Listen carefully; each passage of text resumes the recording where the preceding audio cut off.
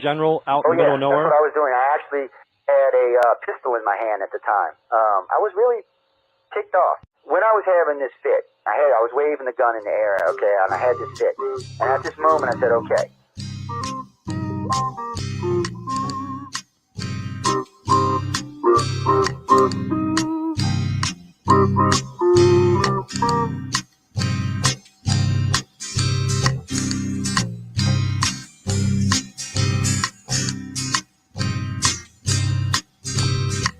He was a Louisiana man named Montaldo. Folks around called him Six Gun Joe. Worked with ICAR, don't you know? Investigating UFOs. Out for a drive with a gal one night, they stopped to check out the reporting site. When an alien lit right there on the ground, he commenced to throwing his weight around. Now, old Six Gun didn't take too kindly to that kind of thing, especially without Vaseline or anything like that, Seriously. Well, Six Gun looked that critter right in the eye and said, "Any last wish before you die?" Yo, reached for his gun, quick as a twitch, and said, "Fill your claw, you son of a bitch." Now a legend spread across the land about this pistol-waving man. But if you're from space or from Earth below, you don't give no lip to Six Gun Joe.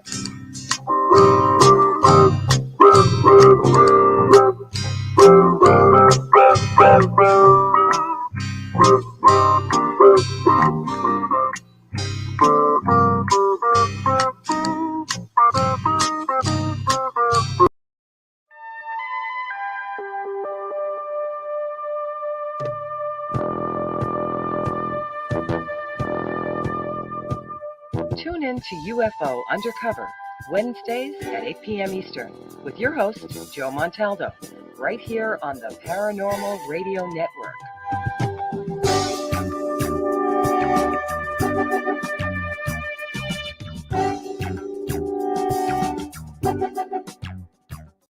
All right, I'm going live. Welcome to UFO Undercover, with your host, Joe Montaldo. Hey, everyone. That was a little weird there. I see the camera flash back before the actual music finished or the intro finished. It's kind of strange. How's everyone doing tonight? I hope everyone's having a great evening, great morning, great afternoon, wherever you are on our beautiful blue planet. It's so I hope everyone really is enjoying their life out there and just having sunshine days. And I'm sorry, somebody coming and bugging me.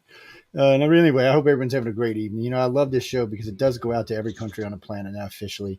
Last time we checked, apparently I don't keep up with how many countries there are because I thought there was 190. So I'm counting the other day like a dumbass. Da, da, da, da, da. I come up with 209. I was like, what?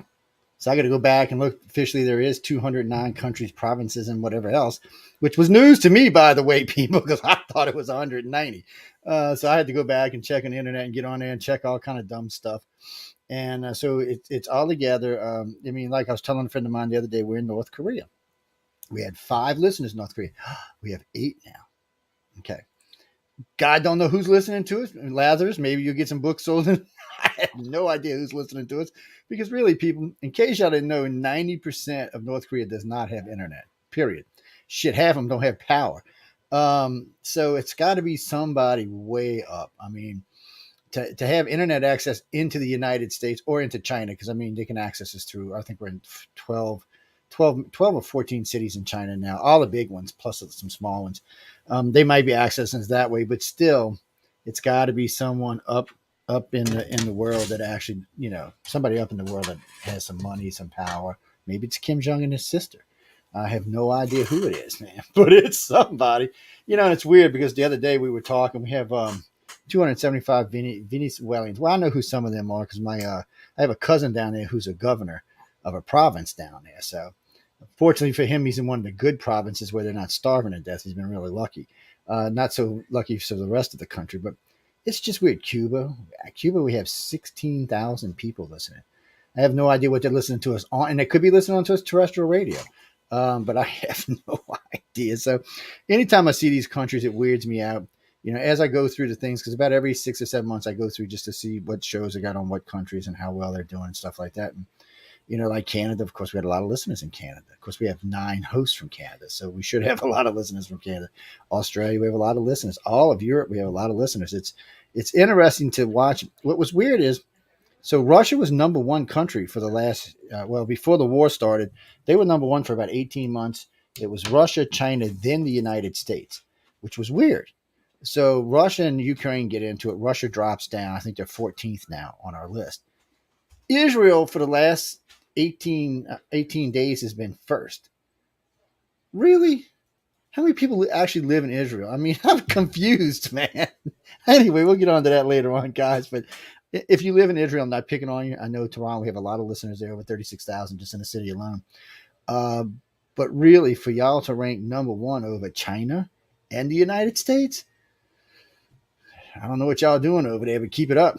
I don't even know what to think about that. I mean, it's only been for the last 16 days, but still, usually Israel's like 21st or 25th or 28th. They're never even close to first.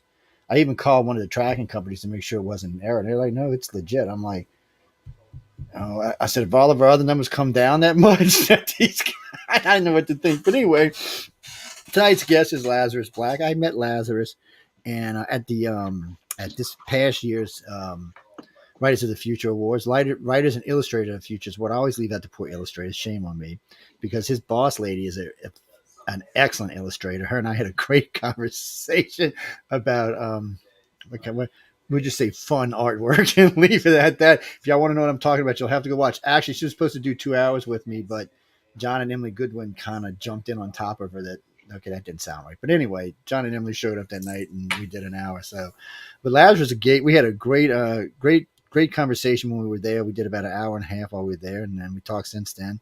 And now he's back. And first off, what are you up to, man? Before you even do a proper introduction, what are you up to?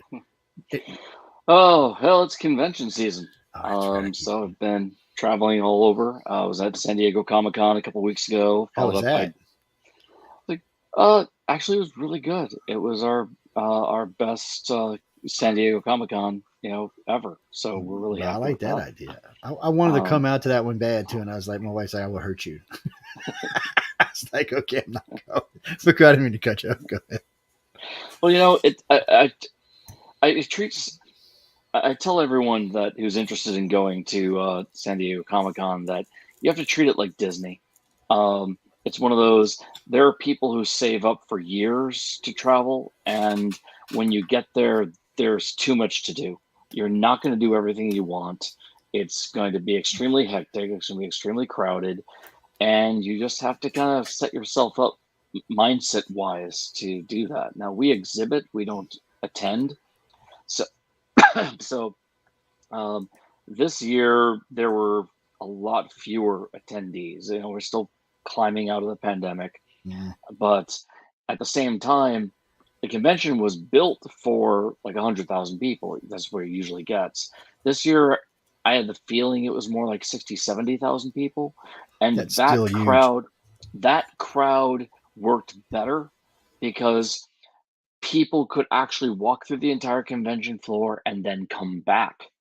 Usually there's so many people, you're crushed through, you're walking through the convention center, you see some booth, it's going to take you 4 days to find your way back.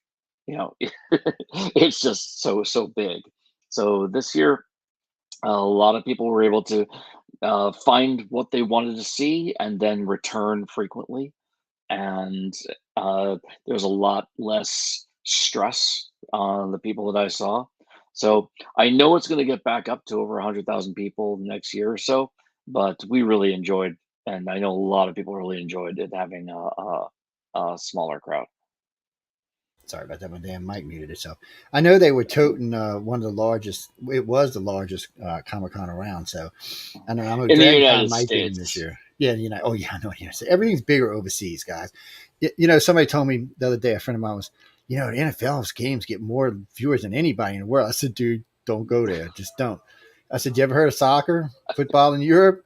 I said, dude, there's no game, not even the Super Bowl, that can come even close. I said, honestly, dude, I think you could take the last 10 Super Bowls and you might get the last audience for the playoffs. I said, that's insane how many people watch. the Super Bowl does get billions of people that they're to watch. That's up there in the rankings. Yeah, But well, you're yeah. absolutely right. On a day, just a regular average game, Oh that no, that's you're not even talking about close. entire nation. Yeah, no, Um, they were comparing the this year's Super Bowl to last year's soccer matches, and I think it was 7-1. That's how bad they beat the Super Bowl. It's yeah. Well, just it well was for the some, you World know what it Cup, right? is. You know what it is. Football's really popular in the United States, and it's popular in some other countries, but not like their football is.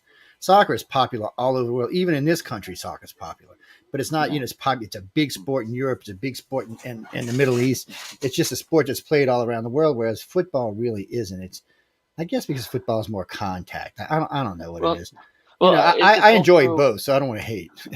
well. I enjoy both, but the Super Bowl is a little different. It's specifically more of a media event Oh, it is. than a sports thing. So people around the world will watch the Super Bowl even if they don't watch any other football game because of the halftime show and the glitz and the glam and the commercials. Of Yeah. course, it's still big. Yeah, I got a couple of my friends that work for the NFL just recently. I was like, look, guys, what is this 11% downward for the last 6 years? What's going on?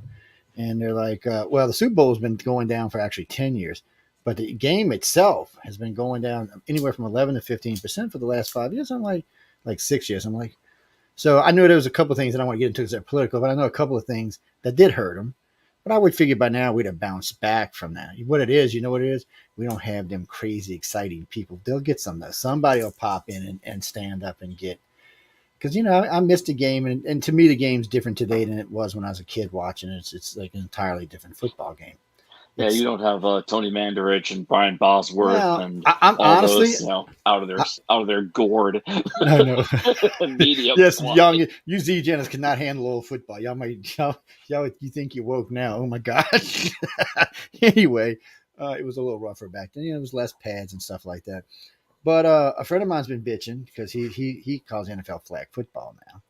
And I'm like, well, no, it's not flag. I mean, it's got some issues with some of the penalties it calls, but I wouldn't call it flag football. As a guy gets slid down on his face into the goal line, yeah, that's not quite flag, but I enjoy it. But anyway, we're not here to talk about that. But I always enjoy watching. But guys and girls, if you want to get out there are a couple of big sports out there that pull really well. And I'll tell you, if you ever go on YouTube and go to look to see what the number one thing is, you'll never guess what it is. Just all I can tell you is to go look. It's and Americans don't get offended when we're not on the top of the list of everything. All right. I don't want y'all to get upset by it because unfortunately there's another world out there with, 7.2 billion people over us. So sometimes they look at different things than we do. So, but anyway, Lazarus is actually doing some writing. His boss lady is outstanding. Echo's an outstanding artist. I mean, I've seen a lot of her work now. It's beautiful. She's got gifted. So how do you live with her, man? Her ego's got to be like this big. I was giving a hell No, about it the last time we were in LA.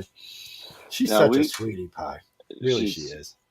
absolutely amazing. I mean, we met at art school, so that's so we've been together from the beginning, Oh, and you like me.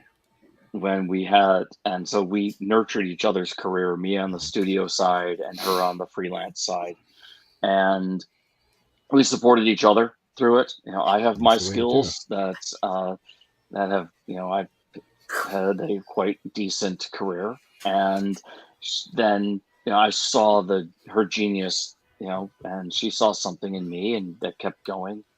And then right around 2005, 2006, she started playing around with her own stuff, and she exploded. And I'm really, really, really, really super So, proud. I even gave up my career so I could just focus entirely on promoting her because she's that special. that was she is. I mean, I'm not going to lie. I agree. I think her artwork is fabulous. She's got an outstanding command of color. But anyway, Echo, if you're listening, we're not here to talk about you now, even though I love you, baby. I do. I mean, I truly, she is one of my, I didn't know who she was 3 years ago, okay, or 4 years ago. And Yeah. then I got to meet her 2 years ago, and she's she's just got an outstanding personality. She puts it out there for the world, which I always appreciate people who do that. She seems like a damn good teacher because the first year I didn't get to sit and listen to the courses. On the second year I did. The first year I did. I actually got to hang out with the illustrators. For some reason last year I was with the authors more than the illustrators, but She gave me an appreciation for art I didn't have before. And then, of course, they introduced me to Tom and to, what's his name? I always forget his name, Larry Spanish guy. Cirillo. Anyway, yeah. And I Cirillo. mean, they just, I mean, they're all just fabulous in different ways, but I truly enjoyed it all. It's Well, one it's thing to be a good artist, but still to be an extrovert instead of an introvert is interesting in itself. I Well, mean, it's she's funny that the two times you were there were the two times that I was not actually leading all the instruction for the illustrators. That's actually been my job for the last several years. And you see, then I missed out there because I want to learn stuff. I mean, I can't. In all fairness, let me cut you off. But in all fairness, I draw stickmen, and they're funky. Okay, they're not even I as love it that stickmen go. people. They're not even good. I love it when people say I can't even draw a straight line. I'm like, neither can artists. That's why we invented rulers. I agree. I agree. But I did. I got to say, I learned something from all when I listened. I sat with Tom's Echoes and his and Santos's and actually I learned a little bit from each one of them. One, I had no idea actually how to do any kind of shadow work, which I was stunned by. So I learned a lot there. And then so this year I got to hang out with y'all, all the authors, and it was different. And so in this, just by the way, ladies and gentlemen, before I hack everybody off. So while I was in LA, everybody's been on me about writing a book for like 35 years now. And while I was in LA, because of, I guess, hanging out with the authors, I was inspired. Matter of fact, somebody said, "What are you channeling L?" I wrote 12,000 words while I was there in 3 nights. So, but since I've been home, I've written a big fat. So we're gonna have to figure out how to work that out. I Not a can't surprise. just, I don't know. Yeah, maybe y'all have a trick for it or something, way to block out all the stuff that goes on behind you and things like that. But for Oh, me, it seems to be a nightmare.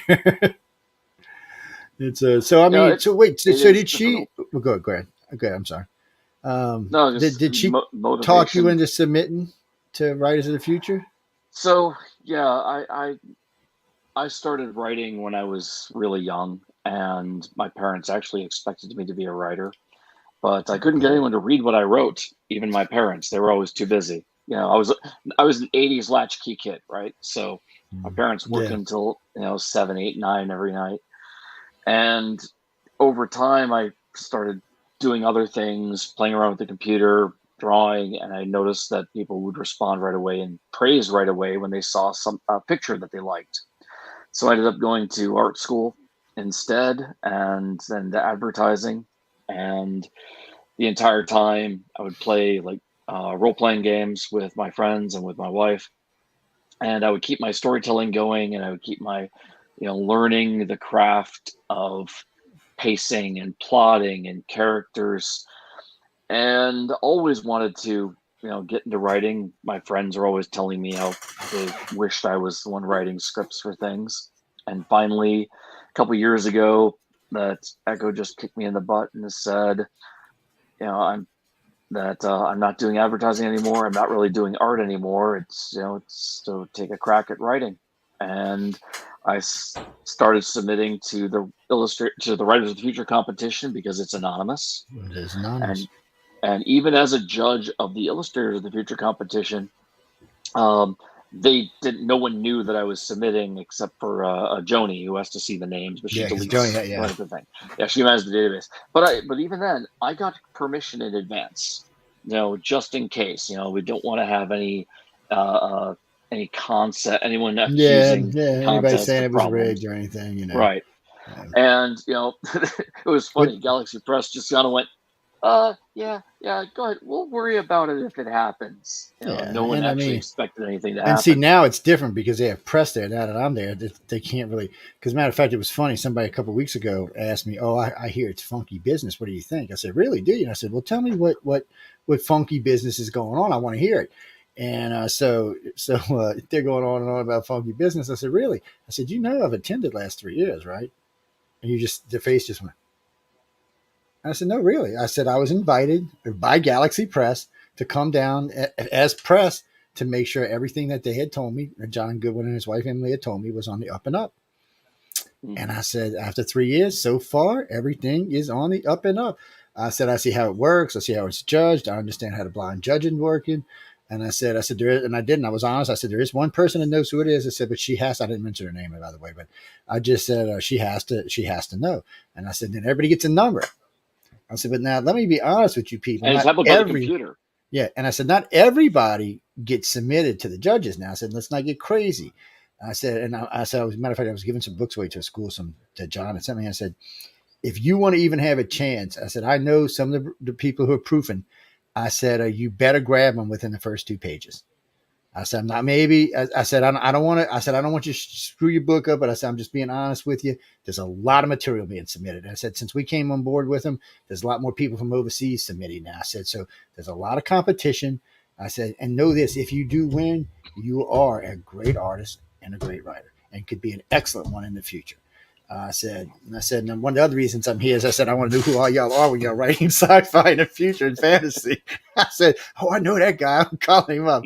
It's, I got faith. I mean, I really do. I really think I've read 4 volumes of the anthologies now, and there's a lot of really good stories in them. I like 38 a lot for some reason this year. I'm not exactly sure why I did. I had a different appreciation for it, or maybe it's because I'm more involved now, but I really enjoyed it. But I enjoyed the last one, and I went back and I grabbed one.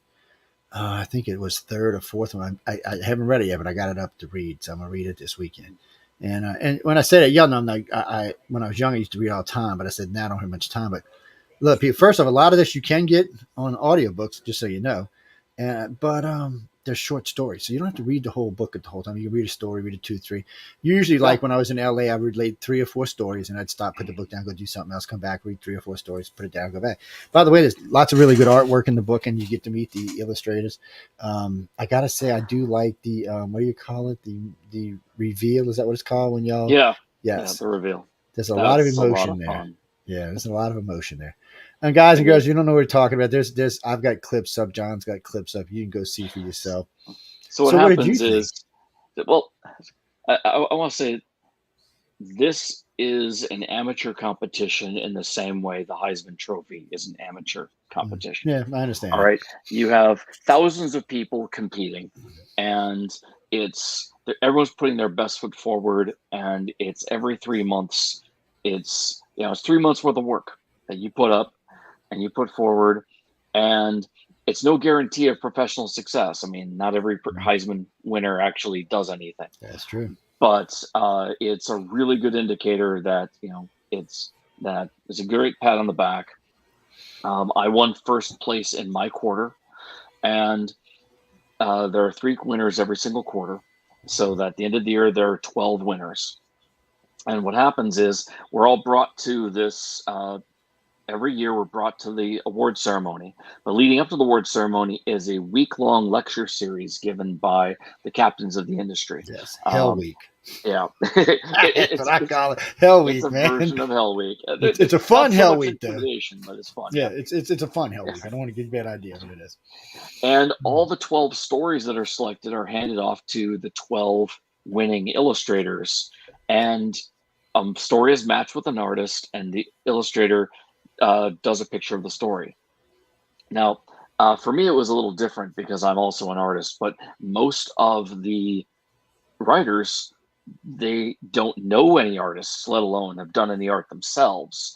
And for the very first time to see a visual painted representation of their story brings them to tears.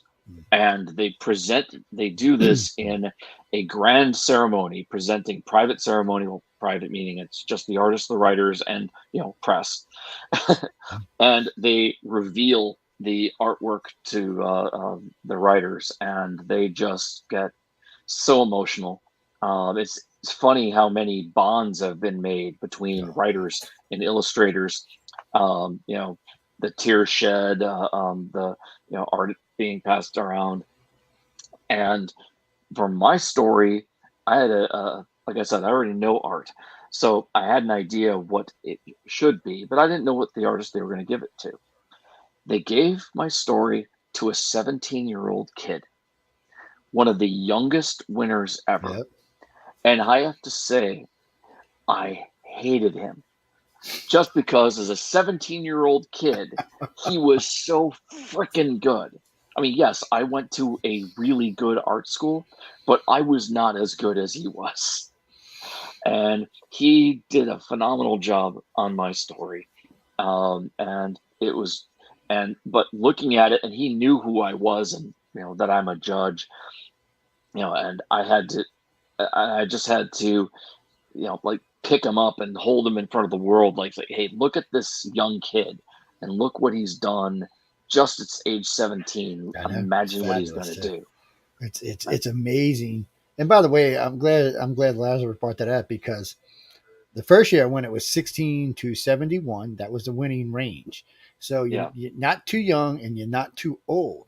Now, a couple of people I met were in their 30s and 40s. I got to say, a lot of the writers I met were in their late 30s or early 40s. Some even a little higher. I said, so it's kind of strange to me. Maybe it takes that long to get the brain right or something. It's not that you can't win younger. And oh, by the way, you can submit 4 times a year. Yeah, Okay? every 3 months you can submit. The main reason that artists, the illustrator winners, skew younger than the writer winners is that the illustrator winners really need formal training. It's really, really, really hard to know everything you need to know to just teach yourself. It's virtually impossible. That's why it's so rare to have someone in their 16 and 17. And if they do, they're probably at a dedicated high school for art. Yeah. So almost every single winner of the illustrator competition is in art school, out of art school, or has been struggling with a graphic design degree, trying to transfer to move into illustration. Writers, on the other hand, if they go and they get their degree in something to do with writing, that few of them are submitting to this competition. Most of them are moving into writing careers. The people who enter this competition in the writing side are usually people who have had a full-blown career or in the middle of a career that's not related to writing, and this is their way of expressing it. Like me, I've had 3 careers before taking up writing. I'm 50 years old. And you're just a youngster. You're just a babe in the woods yet, man. Come on, you got 50 years at least. But there's a lot of, there's even the younger writers that win. They're, the younger writers that win are usually really, really dedicated to trying to become editors. And so that's where their focus is, and they would love to write, but they're editing in the meantime. But the vast majority of people who are entering the competition are not professional writers. They're not dedicated. They have other jobs that they've been discouraged early in life. Like, no, you're not allowed to be a writer. You have to be a doctor, or you have to be an engineer, or you have to get some silly job. Quite a lot of y'all had other than writing careers. Right. And strange, some of them were far flung from being anything to doing with writing as well. So I found that interesting. I mean, I know one of the big winners, she was a policewoman. I was kind of like, threw me off. You know, I was like, really? But I mean, I understand anybody can write, but can you write good is what it really comes down to. Well, y'all think I never wrote a book? People look, don't even go there. Y'all want something there, or I have 4,000 hours of available research and available archives. So have fun. You can take it and make a book out of it. You can make several books out of it. It's just not going to be me unless I can talk one of these I meet in next time I'm in. Next time I'm in LA, I might talk one of these youngins into writing for me. It's it's funny because we have 3 outlined books sitting here. Been sitting here for about 10, 12 years. Actually, longer than that, about 15 years. It just never seems to come to fruition. I guess it's weird. Writing has. I like to think of writing as having 3 separate major components. And one is, the idea that what is going to happen, what it's supposed to mean. Then you have the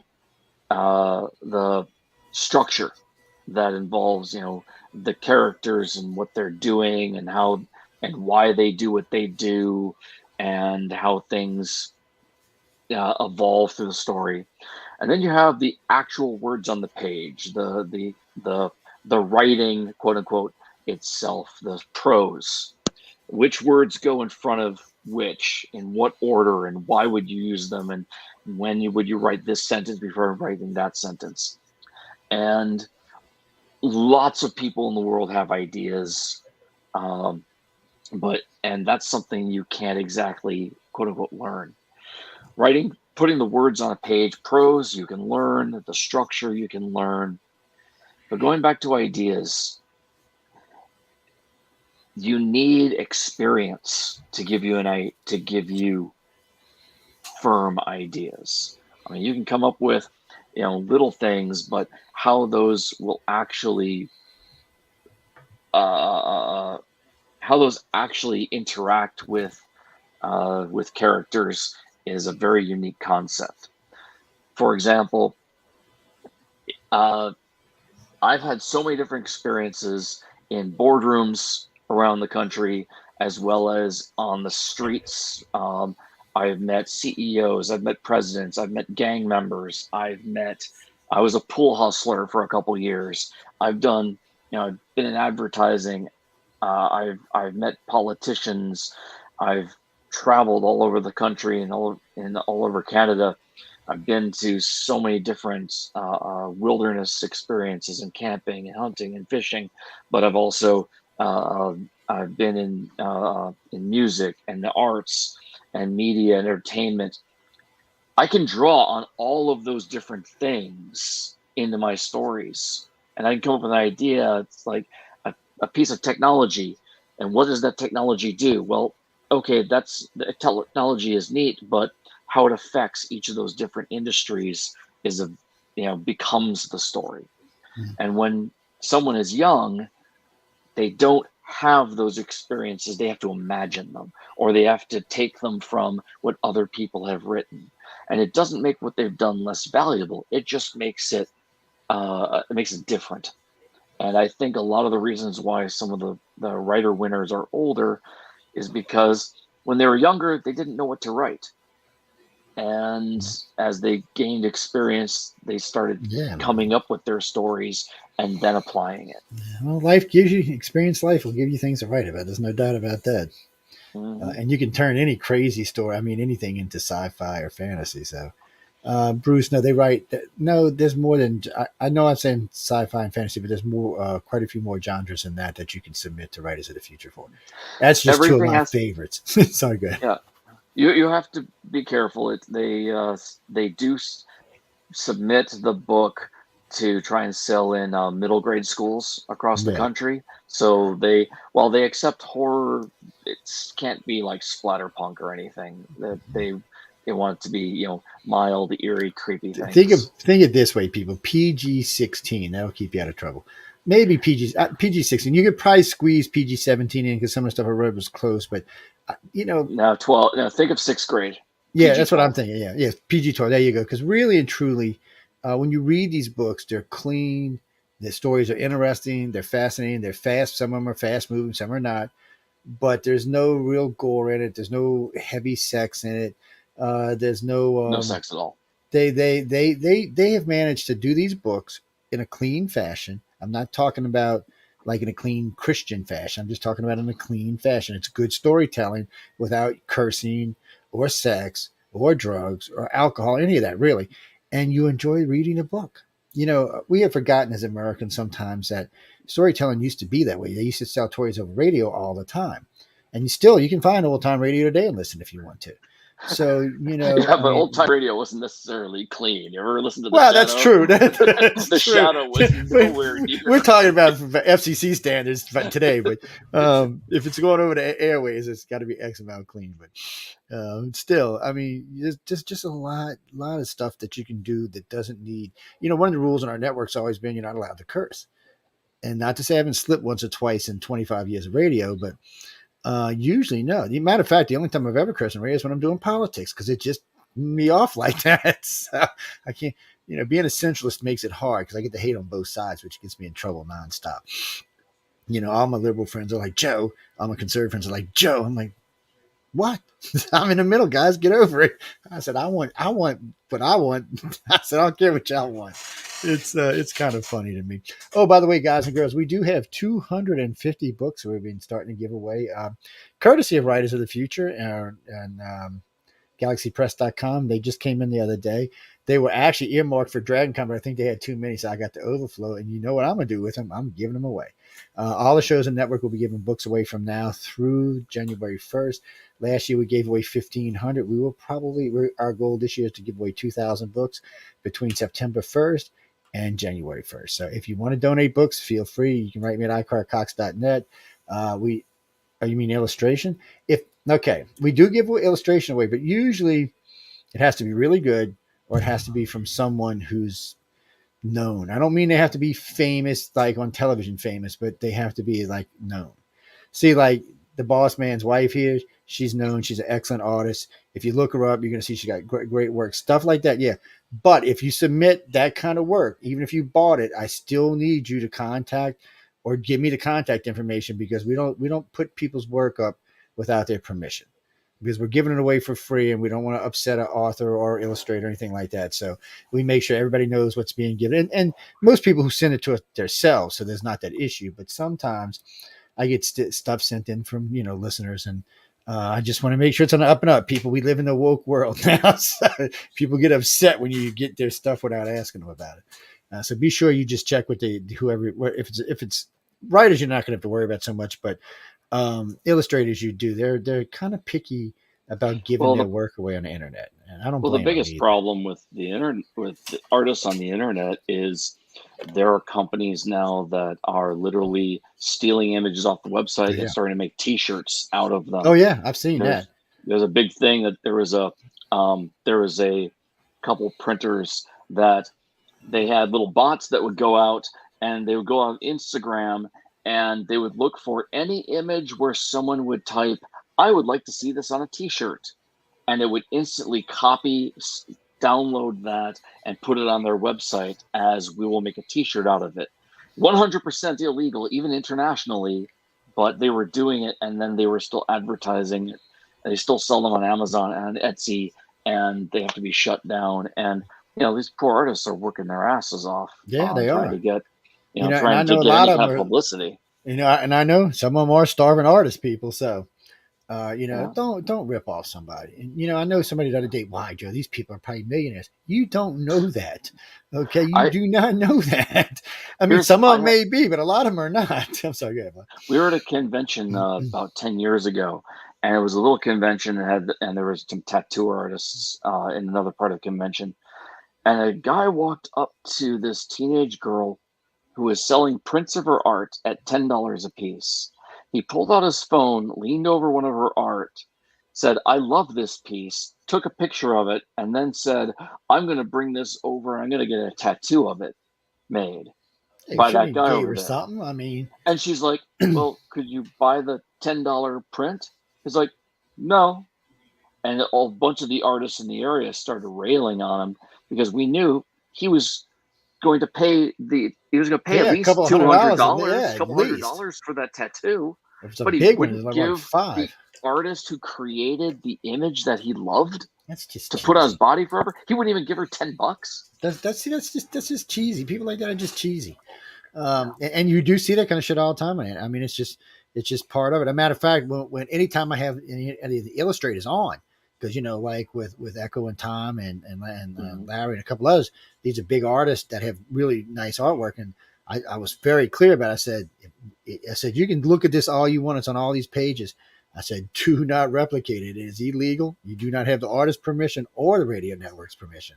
I said, you'll have both of us suing you. I said, so just don't do it. And most people respect it, but still there's always somebody out there that thinks they can bend the rules. We have a site at Cafe Press where we keep a lot of our different banners and stuff like that. So people want T-shirts or thongs or whatever they have.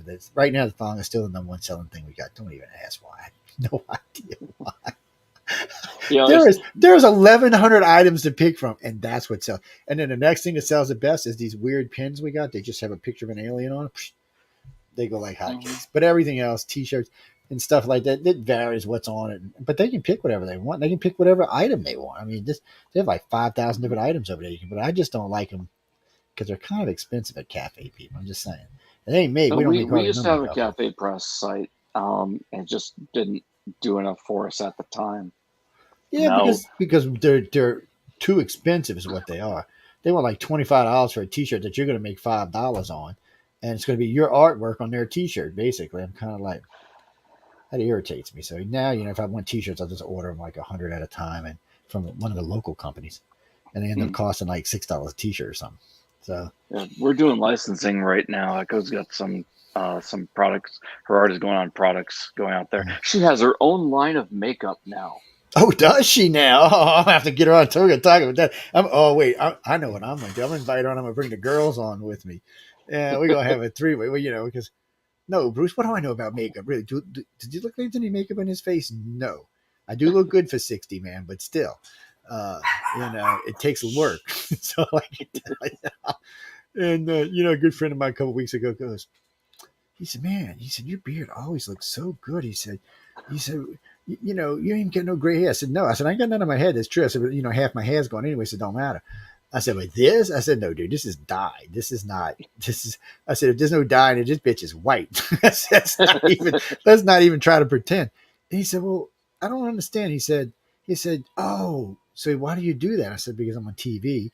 And when I do real TV and not the radio shows, they make me dye it. And I said, I do at least a gig every couple of months. So it's just the way it goes. The first time was funny because it was about 12 years ago. I was doing a gig for Ancient Aliens and on Discovery. And the girl says, because, it was really salty and peppery back then. She goes, oh, no, we can't have that. I'm like, why? She said, here, let me show you. On the camera, it looks like somebody just smeared white baby poop across my face. So I had to go. She said, you got two options. You can shave it off or we can dye it. I said, dye it. I said, guys don't dye their hair. She said, yes, they do, Joe. She goes, whoosh, whoosh, whoosh. I'm like, God, not like 15 years younger. What the hell happened here? Said, yes, people, unfortunately, they have their rules and they expect it. It's funny when you do a TV gig like that because, we got our backgrounds behind us and stuff. They will fiddle with the background for an hour. Just like 5 items and they got to move them around. I'm like, whatever, people. I don't care. I'm getting paid for this. Take as long as you want. Yeah, I've done that. Yes. Yeah, it's always fun. It's awesome. So you're going to be in LA this year, huh? Or you're going to be for which? I mean, for Writers of the Future. Oh yeah. I'm going back. I'm going to be doing the classes again. So I'll probably see you this year then. It's if I can behave myself. I'm going to be at Dragon Con in a couple of weeks. So we're going. Yes, I'll see you up there, and then my wife and I we're going up to Fan X in Utah. And I'm thinking about trying to get into that. I know it's late, but with the connection to the Writers of the Future, we might be able to. Yeah, that's what I was thinking. Yeah. Usually, Fan Expo is at the exact same weekend as Dragon Con, so I don't even think about it. Yeah, which was dumb. It's a good thing they need to keep them apart. I mean, come on, don't be competing. That's just you're splitting up people. Christopher, you have to go to Dragon Con. Say, what do you mean? Yeah, 1 or 2 days I'll be there just as me paying regular fee like everybody else. In a couple of days I'll be there as press. I won't be paying anything, but I won't be inside of any of the events. I'll only be working the floors at the different hotels and different places it's set up and stuff like that. It's an advantage. Dragon Con is a unique. It takes place in about 7 to 9 hotels across the city of Atlanta and downtown Atlanta. It also takes up a convention center, but that's just for the retail area. Yeah, most people, it's people they're going to be. I know Jody says she's going to have a booth there or a table this year. There, she told me last time I talked to her. So I'm looking forward to seeing that, and I'm looking forward to seeing them as well. She did really well too. People just love. I don't know. We got into like instruction mode, right? Because we got to talking about writing, and people. I mean, all of a sudden there's like 5 million questions coming through. Shut up, phone. And she got into like instruction mode. They loved it. I was like, Lord have mercy, people. They all of a sudden the whole board just lit up with questions nonstop. I was like, oh, okay. Chris, I'll let you get a couple questions in because we're getting ready to roll. I see I got a few of them coming in on my messenger. Okay. No, we ran late, so we're going to run over a little bit. Yeah, I only got in for an hour tonight because we got something else going. But I'm heading back in a couple of weeks. In a couple of months. I like talking with Lazarus. He's a lot of fun, and he's got a lot of information for y'all. And don't be scared to ask hard questions. They're not going to be hard to him. They may be hard for y'all. Is what I meant. But anyway, as I told my students that I can answer absolutely any question that you ask, as long as you accept that I don't know is a perfectly valid answer to any question. Oh shit! So the first question that comes in, this is from Mary Lynn. Mary Lynn is an author who is married to an illustrator for now 18 years, and she says, "How in the Nice. hell do you put up with an illustrator?" It's just like she's like, "I want to." She's I have a big ego. Don't get me wrong. She said, I have a big ego." She said, and my ego could fit inside of my husband's 4 times. I You don't know, know what it's to tell really you. It's good. so. First of all, we met at art school, so we both have a artist mentality, See, there and you we go. That helps. understand and we help each other. Another thing, I think that leads into something that's very important. At Dragon Con, I'm going to be not leading. I'm going to be on a panel discussing how to manage the mental health of artists through the creative process and through a career. And this leads into that beautifully. There's a um, every artist is different. Every writer is different. Every creative is different. There are a lot of memes going around trying to suggest that everyone who's creative is either a tortured soul or an egomaniac, and it's not true. That, but you have to manage yourself and understand who you are and how that all fits. That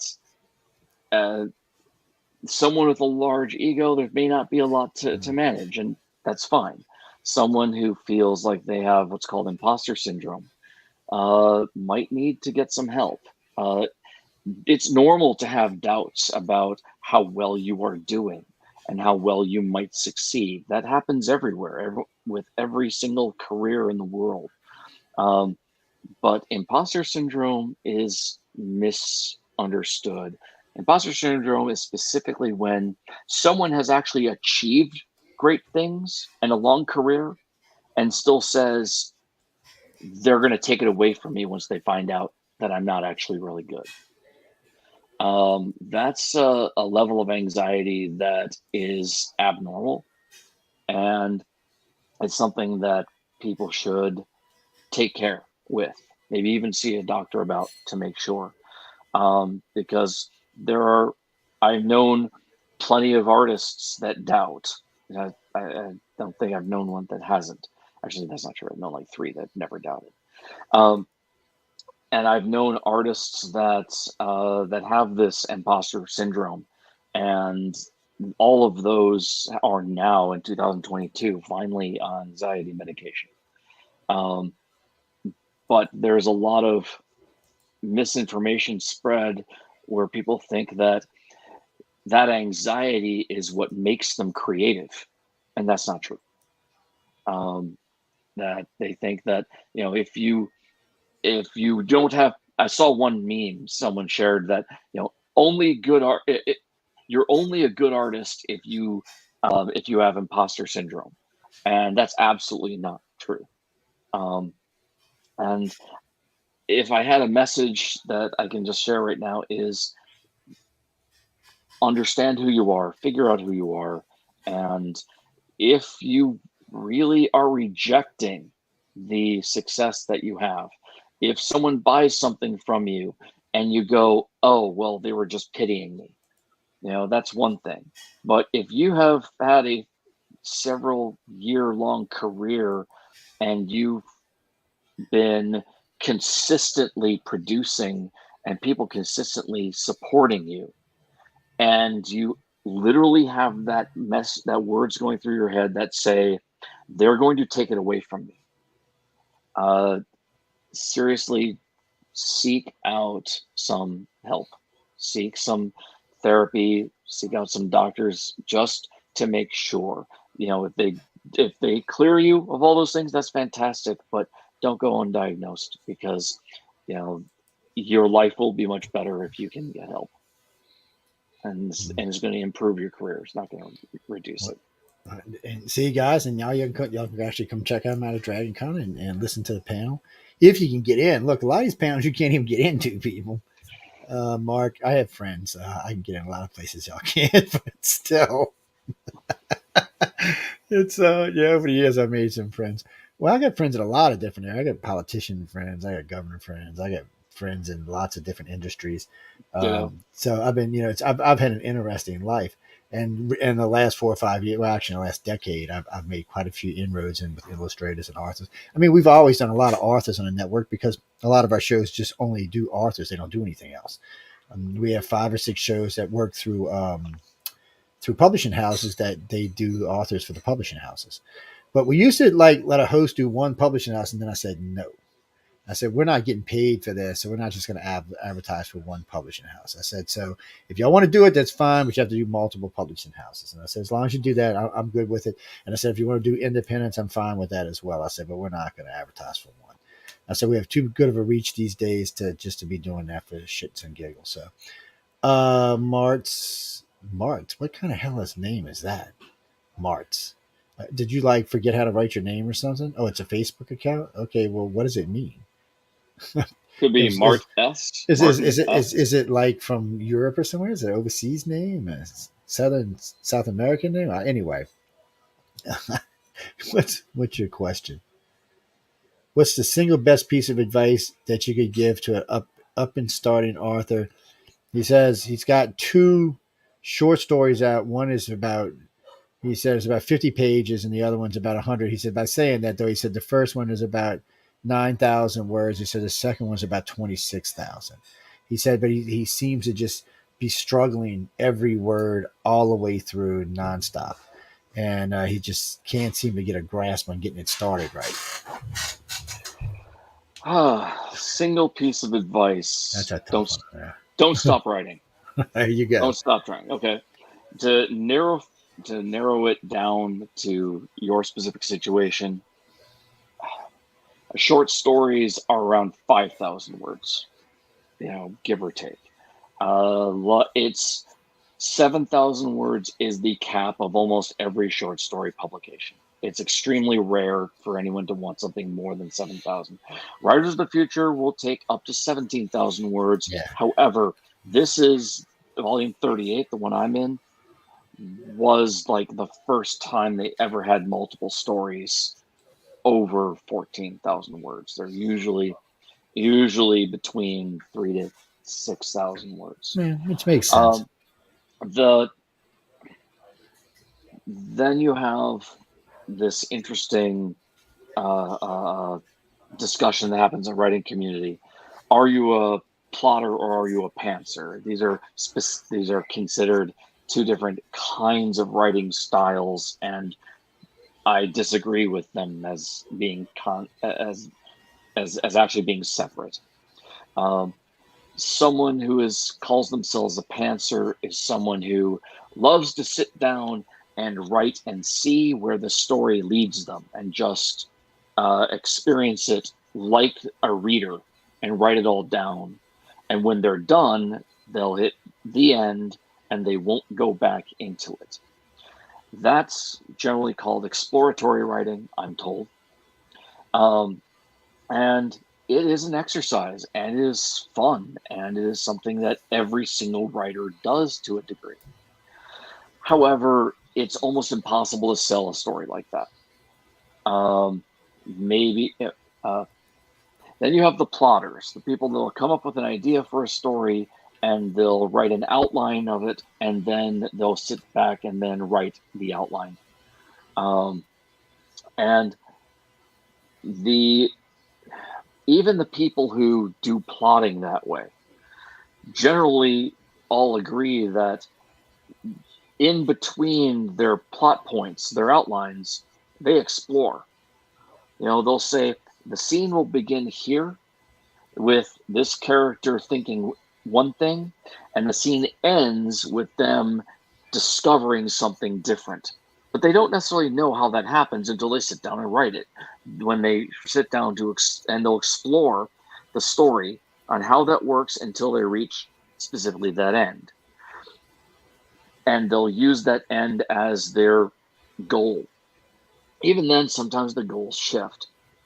To be a short story writer, you cannot do exclusively exploratory writing. Yes, I know that's a platitude, and I'm not experienced enough to say that to say that definitively. But honest, I've read enough, I've talked to enough, I've listened to the lectures given by legends in the industry. In order to keep a story within 3 to 6,000 words, you have to know the beginning and the end before you even start. And that there are plot techniques that you can learn, like the 7-point plot, that will teach you how to think in those lines. So when you sit down and write, you can craft it from beginning to end to fit within that limit. After you've written it, you then have to edit it. That's where most people, like, they'll disengage from this website. They'll hang up on me. Nobody wants to edit that. They don't. Once they write a story, they don't want to go back to it. But it needs fixing. It does. It's not just about fixing typos.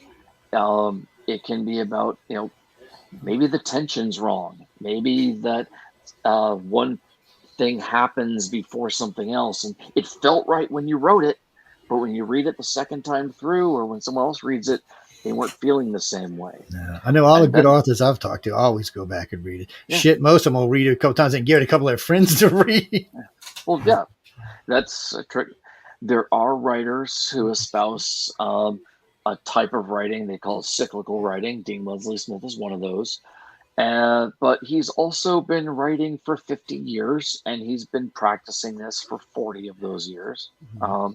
He'll write 2 pages, then go back, rewrite those 2 pages, then continue for another 2 pages, then go back to rewrite those 2 pages. So he's constantly cycling and rewriting. That must mean he's got most of the story in his. He must have most of the story in his head, though. Well, he has his own publishing company, so he doesn't have to.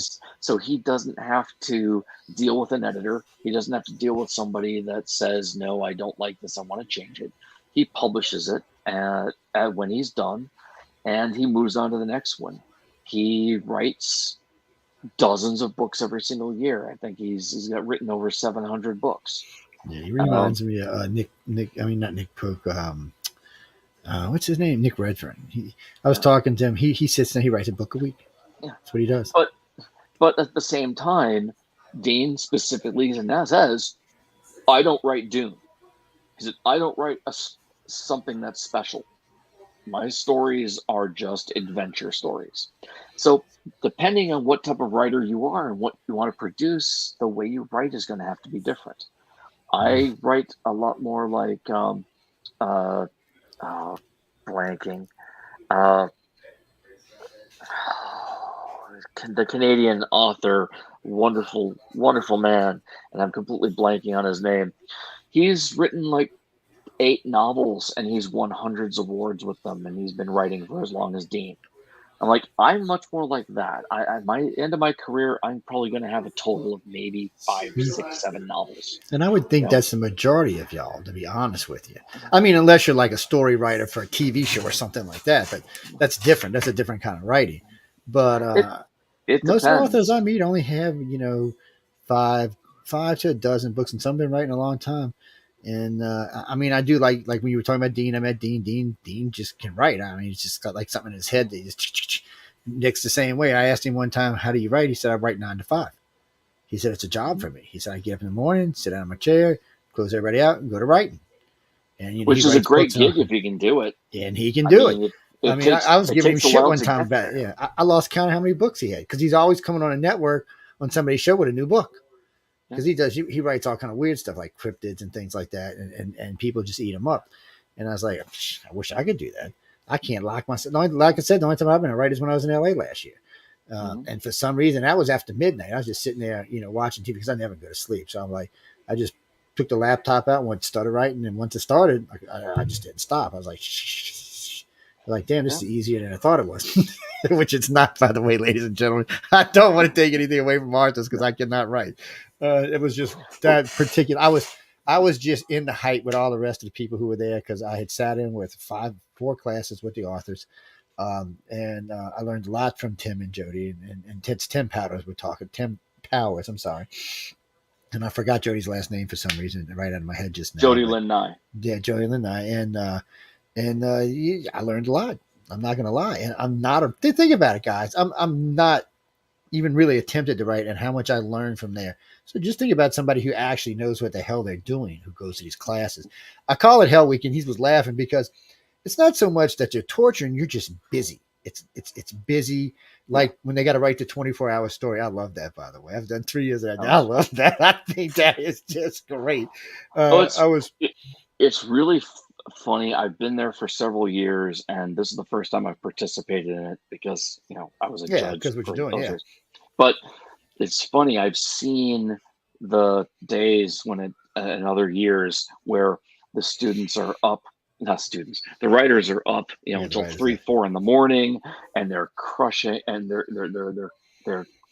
crying, and they're stressing, and they're writing. And then the morning comes, and they're still at breakfast, and they're writing, and they're stressing about getting it done in 24 hours. And then this year, with my group, I don't think there was a single person who wasn't done early. I know, because Tim had asked me to go around and get pictures of y'all when y'all was sitting downstairs writing. Like I snuck up on Jeff. He's over there. And when I came back and talked to him later on, he said, "No, I'm pretty much done." I ran into Chris. "No, I'm pretty much done." I'm like, "Really?" So I'm because they were all in the lobby, and I didn't let them see me when I was taking pictures of them because that was the gig, and you could see there's an intense on everybody's face. I mean, no, and guys, if y'all see some of these pictures, we posted some. Not all of them are up yet, but some of them are. When you see these people, because it's all different ages, it's not like they're in pain or anything. You'll notice most of them have a pad or a laptop in front of them or on their lap, and they're writing. I did see one or two actually writing old school with paper and pen, or pen and pencil, or pencil and paper. Sorry, I don't know where we get at it, which kind of freaked me out a little bit because but some people like that tactile sensation, I guess. But it's interesting to watch them, and really. I ran into a group of them just before they threw us out of the lobby because the lobby closes. And yes, people in California don't stay up real late. I don't know what the hell that's about. But anyway, what was that? What was that? I don't know what that is. But anyway, they throw you out at 11 or 12 out of the lobby. And they all went to different places. Some went back to the bar by the pool. Some went up to their room. Some went out and sat around wherever they could find a place to sit. And then we're just writing. But most of them looked like they were through. I know I ran into a group of them in an elevator and I was harassing them. They're like, "No, we're just going up to proofread." They were all sharing. I guess they were done, so we're all going to swap stories and read them. And I was like, "Well, that's cool." I mean, that's just cool. Happened to be the right combination of personalities. I think so. And I hate to say this, but this group looked a little bit more. They seem to communicate more, or a little better, I guess I should say. It's not. It's how can I say this? So judging from the other 2 years. So when I look at this one. Really, I felt like the writers talked more to each other. Last year, they were kind of all off in their own little groups, and the groups didn't really communicate all that much. Again, they bumped into each other, said hi, because people got roommates while they're there. But this year, it seemed to be a little different. Maybe there were a couple people who knew each other before. Yes, that's true. There's a bunch of writing groups online where people meet and and coordinate and support each other and proofread for each other. And there were a couple people that were knew each other through that, but at the same time, you're right. There was that in the past. There was usually maybe 1 or 2 wise asses in the group. This year, out of 12, there were like 7 of us. That's true. I mean, really. Oh shit, it was pretty bad. I mean, it's like we were trying to outdo each other a lot. Even during dress rehearsal on stage, we were kind of needling each other over what we were going to say on stage in the microphone, and we're all trying to. Yep. Who's going to be there and just start singing opera? We're like, all right. I remember who was it? It was the year before last. Somebody said we were having a party after the gala, and somebody had asked me, they were going to ask their wife to marry him on stage. I said, Emily would have hurt you. Oh, I lost him. Poor. Well, that was Lazarus, guys. He got bumped. It was time to go anyway. We had to cut him off because we got ready to start part 2 of this, the second hour. But that was Lazarus Black. One each other. He's a really nice guy. We've talked to him a few. There he is. We got him back. There he goes. He got probed. Aliens took him for a minute. I don't know. The alien. That's just an alien probing you, man. See UFO So, Undercover. okay. You never know what's going to happen. But anyway, yeah. So it was a lot of fun, and it'll be Oh, it interesting was. to see what happens next year. So, guys, before I let Lazarus go, first off, if you want to meet him, you got to win. Okay, that's all I can say. If you want to know what any of the we're talking about, you got to It win. looks like That's all my I can signal's do. breaking up again. So Yes, I'm I'm sorry. gonna let you get I'm out gonna of here have in a to sign second. No, off. no. Yeah, you up there Uh, in the sky, way up there in the highlands, anyway. So, Lazarus, thanks for coming on, man. I hope to talk to you soon because it looks like we're gonna lose you. Guys and girls, I'll get y'all his website information and y'all can go hang out and check out what he's written. I know he's got his Amazon Arthur's page, so y'all can go over there and look as well. uh, You that's still fine. got me? All right. Okay. Yes. No, guys, it was just bad connection. That's all. It happens sometimes. Sometimes we just have these kind of connection issues. You got to remember. I mean, he's where's he at? In Seattle or he's either in Washington or Portland. I think he's in Washington actually. So you know what's going on there. But anyway, we got to get out of here, and we're going to be back in about 5 minutes to come back with part 2 of this. So I want everyone to stay tuned for part 2. We're going to talk about why in the hell do the aliens even come to this planet. Anyway, I'll see y'all in a few minions. A few minions.